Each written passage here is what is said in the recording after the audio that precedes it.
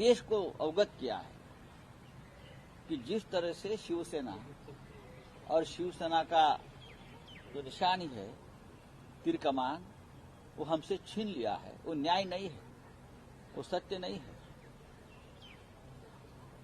वो एक व्यवहार और व्यापार हो गया, खरीद लिया गया। और अब तक 2000 करोड़ रुपए की लेन देन उस मामले में हुई है, सिर्फ शिवसेना से चिन्ह और नाम छीनने के लिए। ये मेरा प्राथमिक अंदाज है, जिसे आप एफआईआर कहते हो, first information report. This is FIR, ये मेरा एफआईआर है।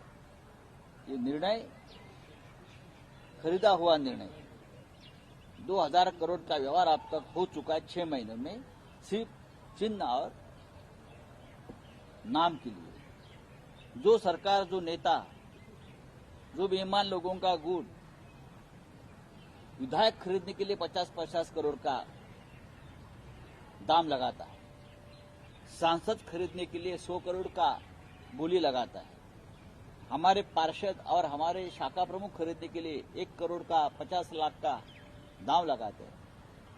वो तो चिन्ह, पार्टी का चिन्ह और पार्टी का नाम खरीदने के लिए कितने की बोली लगा सकता है, आप अंदाजा लगा सकते हैं। मेरी जानकारी है 2000 करोड़। सर, एक सगळ्यात महत्त्वाचं व्हीप